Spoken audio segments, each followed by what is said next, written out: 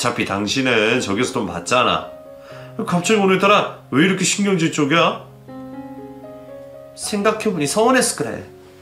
우리 아빠가 시댁 집도 해주고 가구도 맞춰주고 우리 생활비도 주시는데 당신은 고마움을 모르는 것 같아서. 감사하지. 그래서 내가 지금까지 별말 안 하고 사는 거잖아. 당신이 아무리 집안일에 소홀하고 밥도 안 차려줘도 군말 없이 묵묵히 살고 있잖아. 그 긴 투병 기간 동안 나는 호러비처럼 살았다고. 당신은 나한테 안 미안해?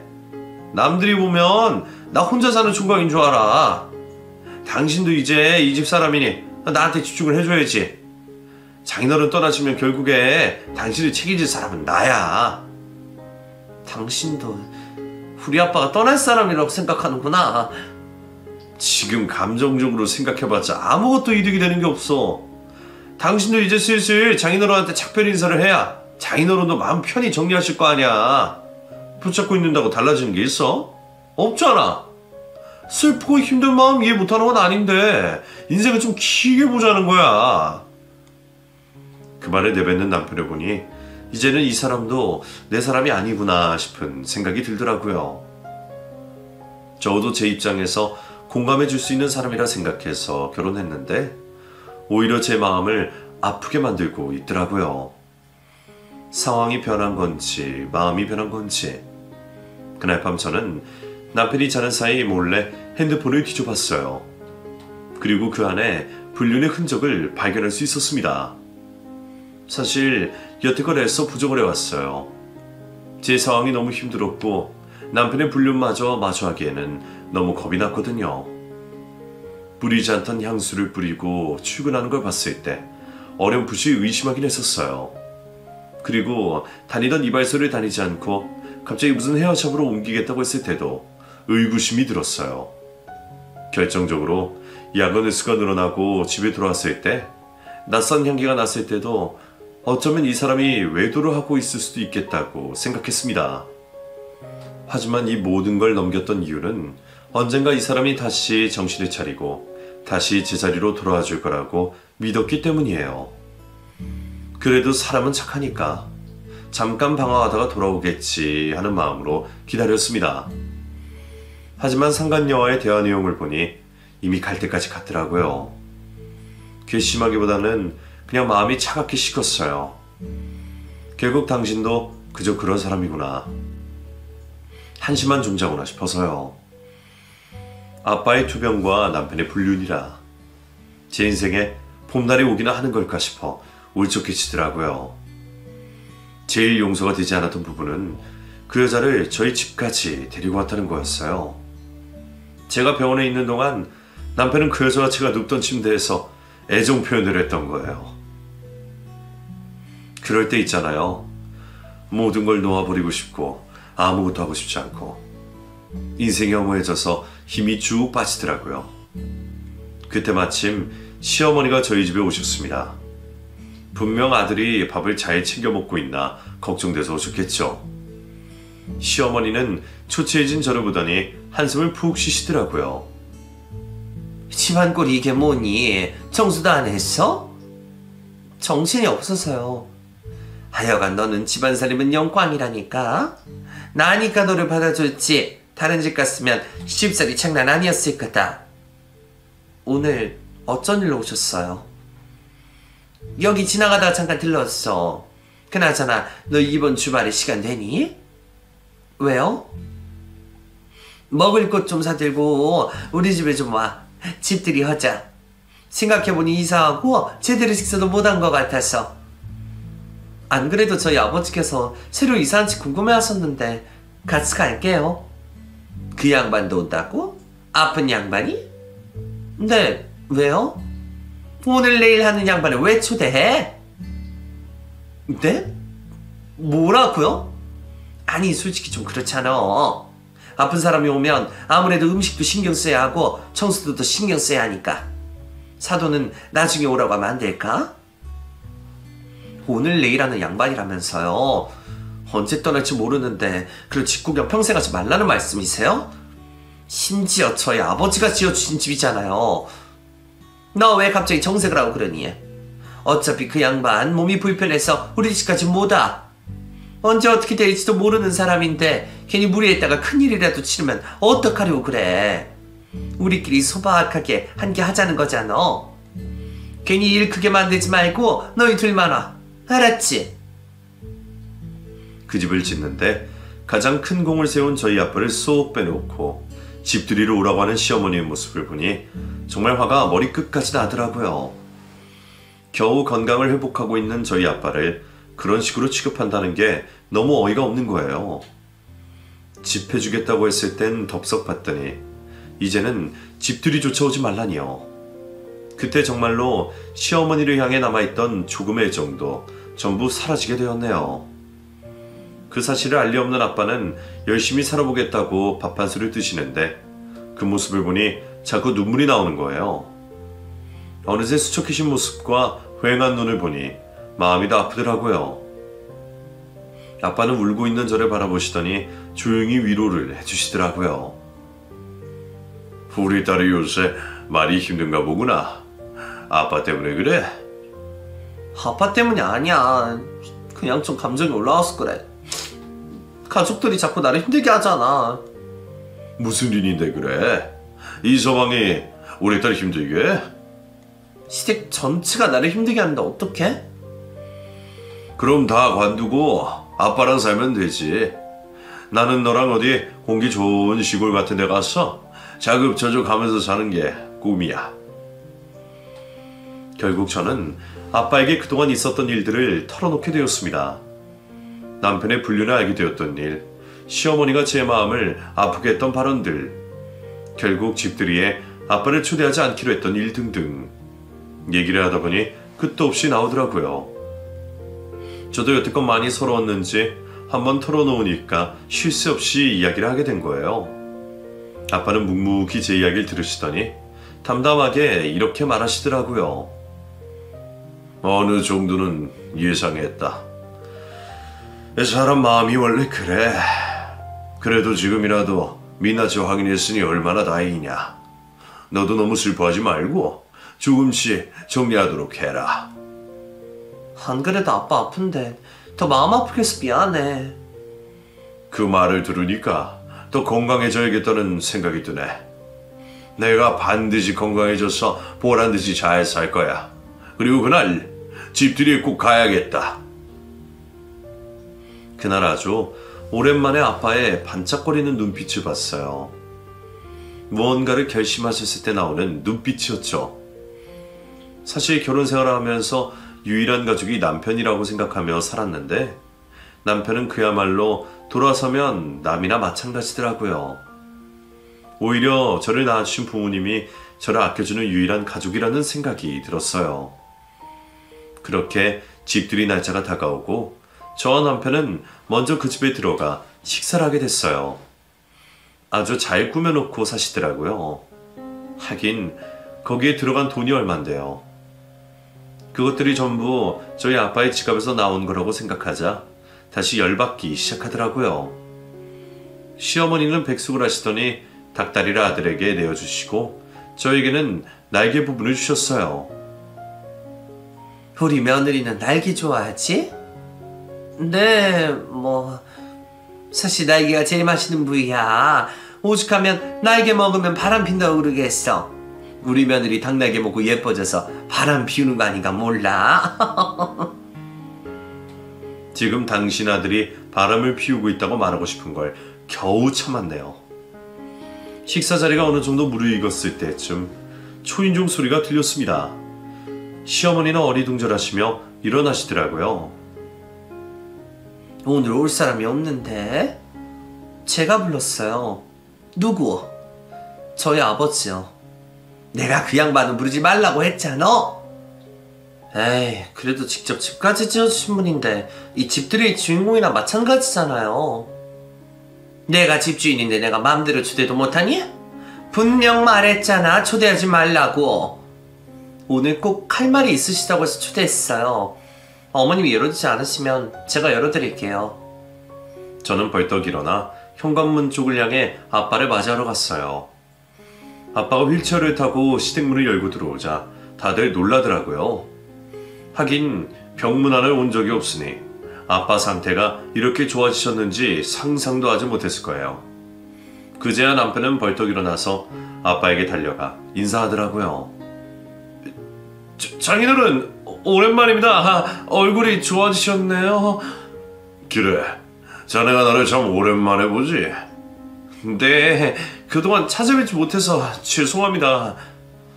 뭐 바쁘면 그럴 수 있지. 회사 일이 그렇게 바쁘다면서? 그 회사 일은 전부 자네가 하고 있다는 소문이 돌고 있더만. 예, 본의 아니게 바쁘게 살고 있습니다. 그나저나 건강은 좀 어떠십니까? 좋아지고 있네. 의사가 나더러 기적이라고 하더군. 아, 정말요? 너무 잘 됐네요. 썩 기뻐하지 않는 것 같구만. 제가 왜요? 장인어른 건강이 제 행복이죠. 아무튼 사돈 집들이를 한다고 하길래 잠깐 들렀어. 불편한 건 아니지? 아이, 불편하긴요. 편하게 계시다가 가세요. 남편은 그제야 허둥지둥 움직이며 아빠에게 자리를 만들어주며 수저를 놓아주더라고요. 평소에는 움직이도 않으면서 아빠가 등장하니 참 신속하게도 움직였어요. 시어머니는 건강해진 저희 아빠를 보더니 감탄사만 내뱉으시더라고요. 아니, 어떻게 이렇게... 어떻게 이렇게 건강해졌냐고요? 네, 예전에 뵀을 땐 누워만 계시잖아요. 사람은 희망을 먹고 산다는 말이 있지 않습니까? 제 인생의 희망인 제 딸을 지키기 위해서 지금까지 잘 버텼습니다. 잘 됐네요. 혹시나 잘못되실까봐 걱정했는데 그럼 건강은 괜찮아지신 거예요? 다시 암세포가 전이되거나 그러진 않고요. 완치가 어렵다고 들었거든요. 지금은 이렇게 괜찮아 보일지 몰라도 또 언젠가 다시 안 좋아질 수 있는 노릇이고. 걱정은 감사한데 제 건강은 제가 알아서 하겠습니다. 그나저나 제가 오지 말아야 할 곳에 왔습니까? 분위기가 영 저를 환영하는 모양새가 아닌데. 아유, 아니에요. 그냥 갑작스럽게 오셔서 놀랐을 뿐이에요. 차린 건 많이 없지만 식사하시겠어요?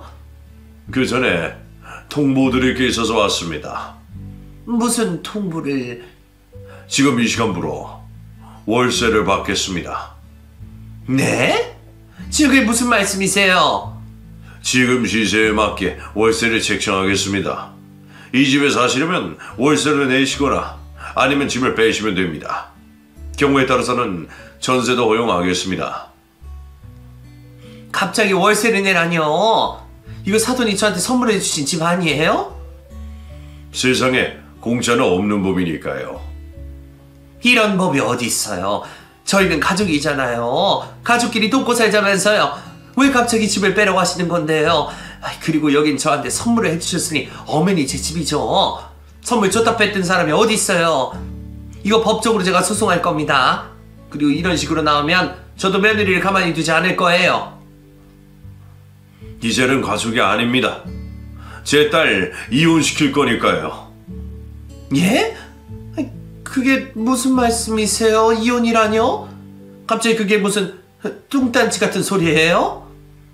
잘못을 저질렀으니 소송도 할 겁니다. 소송이요? 그쪽 아들 불륜 저질렀다고요. 그것도 오랫동안. 우리 아들이 그럴 리 없어요. 잘못 알고 있는 거라고요. 아니면 이거 며느리가 꾸민 모함이에요. 지가 불륜 저질러 놓고 우리 아들한테 덮어 씌우는 거라니까요? 남의 딸 이상한 사람 만들지 마시고 그냥 좋은 말로 할 때 받아들이세요. 증거도 한두 개가 아니니까 각오하시고요. 제가 여태껏 왜 돈을 많이 벌었는지 아십니까? 우리 딸 평생 지키고 싶어서 그 돈 모은 겁니다. 앞으로는 내가 모은 돈으로 우리 딸 지킬 거니까 그쪽 아들은 그쪽에 알아서 지키세요. 저기요, 그건 아들의 문제잖아요. 제 문제가 아니잖아요. 아들이 불륜을 저질렀다 쳐요. 그러면 제가 잘 타이르고 달래면 될 문제인데 소송까지 가야 하나요? 그리고 며느리도 이혼녀 딱지 붙이고 다니는 거 얼마나 보기 안 좋은데요. 저희 아들이야 뭐 이혼해도 별 영향 없지만 여자한테는 다른 문제잖아요. 이거 신중하게 생각하셔야 할걸요. 이제는 하다 성별로 협박을 하기 시작하네. 요즘에 이혼이 뭐가 흠이라고? 당신같이 남의 집에 기생하면서 뻔뻔하게 권리만 주장하는 인간들보다 훨씬 나으니까 걱정하지 마세요. 주장할 만하니까 주장하죠. 이 집 전부 내가 꾸미고 내가 가꾼 거예요. 내 지분이 있는 거라고요. 그럼 이 집을 짓게 만들어준 땅의 주인은 누구일 거라고 생각합니까? 그리고 이 집을 짓는데 들어간 재료도 노동력도 하다못해 이 집 안에 있는 가구도 전부 누구 돈으로 마련한 겁니까? 양심이 있다면 말이라도 말든가. 떠나기 싫어서 끝까지 발악하는 것 같은데 그래봐야 소용없어요. 그냥 우리 인연은 여기서 끝내는 걸로 합시다. 더 이상 내 딸 힘들게 하지 말고 떠나주십시오. 저기 사돈, 일단 진정하고 제 말 좀 들어보세요. 오늘 내일 하는 양반은 시간이 없어서 이만 가겠습니다. 언제 세상을 떠나지 모르니까요. 아무튼 이번 주 내로 집 비워주시죠. 그러지 않으면 용역 불러서 철거하든지 하겠습니다. 그리고 이 안에 있는 가구 단 하나라도 들고 가면 손해배상 청구할 거니까 알아서 하세요. 아빠의 등장으로 시댁 전체가 발칵 뒤집혔어요. 그렇게 저희 아빠는 딸을 대신해 시원하게 이혼을 통보한 후 돌아가셨습니다. 저도 아빠를 따라가려고 하는데 시어머니가 필사적으로 붙잡더라고요. 우리 며느리 나랑 얘기 좀 해야지. 저는 할 말 없고요. 아버지랑 같은 의견이에요. 갑자기 이런 법이 어디 있어. 아니 그리고 솔직히 네 남편 간섭 못한 네 잘못도 있는 거 아니니? 남자가 오죽하면 다른 곳에 눈을 돌렸겠어. 얼마나 외롭고 힘들면 그런 유혹에 빠졌겠어. 입장 바꿔 생각하면 치근하고 불쌍할 거다. 너도 언젠가 남편 이해하게 되는 날이 올 거야. 아니요, 저는 바람 피우는 인간들 딱 질색이라서요. 그냥 이혼할게요. 내가 대신 사과하마. 그러니까 한 번만 다시 생각해다오. 둘이 행복하게 잘 살았잖니. 이혼하면 분명 후회할 거야. 내가 장담한다. 저 여태껏 어머님한테 좋은 며느리 되려고 얼마나 노력했는데요. 그런데 뭐라고요? 남편 간수 못한 제 잘못도 있는 거라고요? 그런 말 하나가 저한테 얼마나 상처가 되는 줄 아세요? 여태껏 저희 아빠 곧 돌아가실 것처럼 막말하셨을 때 제가 얼마나 속으로 울고 있었는지 아시냐고요. 상처 주는 게 가족이에요? 적어도 저는 저한테 좋은 말만 해주고 든든한 지원물이 되어줄 가족을 원했어요. 내가 너한테 얼마나 잘해줬는데 어떻게 이럴 수가 있어. 잘해주셨다고요? 제가 당한 것들 여기서 쭉 나열해 볼까요? 그러면 2박 3일도 부족할걸요. 아무튼 저는 이제 집에 가서 저 인간 짐 쌀게요. 그 집도 제가 말하는 거 아시죠? 어머님도 얼른 짐 빼세요. 그리고 나중에 어디로 가시는지 문자 한 통만 넣어주세요. 저 인간 짐 거기로 보낼 테니까. 그날은 제 인생에서 가장 역사적인 날이었어요. 지긋지긋한 시간에서 탈출한 날이었으니까요. 마음 같아서는 기념일로 지정해 두고 싶을 지경이라니까요. 집에 가서 남편 집을 하나씩 사는데 별거 없더라고요. 옷 몇 벌, 속옷 몇 벌에 가방 몇 개, 차곡차곡 캐리어에 담는데 남편이 뒤늦게 집에 들어와 무릎을 꿇더라고요. 여보, 많이 화났지? 미안해. 네 엄마가 그렇게 하라고 시키니? 무릎 꿇으라고? 내가 어떻게 하면 될까? 방법을 알려줘.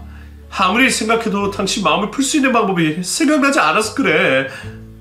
말 못 알아들어? 이혼하자고, 소송하겠다고. 어떻게 부부의 인연이 이렇게 허무하게 끊어질 수가 있어. 물론 내가 잘못한 거 알아. 솔직히 흔들렸어. 항상 힘들고 지친 당신을 볼 때마다 나도 같이 지치는 기분이었는데 그 여자 만날 때는 기분이 좀 나아지더라. 하지만 그뿐이었어. 내가 진짜로 사랑하는 사람은 당신이고 그 여자는 그냥 스쳐 지나가는 사람뿐이었어. 우리가 쉽게 끊어질 인연이야? 얼마나 서로를 사랑하고 아끼며 살았는데. 내가 앞으로 정말 당신한테만 집중할게. 그럴 테니까 이 못난 남편 한 번만 봐주면 안 될까? 헷갈리네. 나를 붙잡고 싶은 건지 당신이 누리고 있는 것들을 붙잡고 싶은 건지. 당연히 당신을 붙잡고 싶은 거지. 그게 말이라고 해? 진짜 당신이 나를 진심으로 사랑하고 붙잡고 싶었으면 증명을 했어야지. 당신 때문에 내가 얼마나 힘들게 살았는지 알면서 이제 와서 붙잡고 싶다고. 나는 이미 기회를 몇 번이나 줬고 그걸 날려버린 건 당신이야. 사실 나 당신이 바람 피우고 있다는 거 예전부터 눈치채고 있었어. 그런데 왜 이제서야 말하는지 알아? 그동안 신라 같은 희망을 붙잡고 당신을 믿었기 때문이야. 그런데 당신은 내 믿음마저 무시했어. 당신한테 배신당했다는 걸 알게 되니까 진짜 무기력해지더라.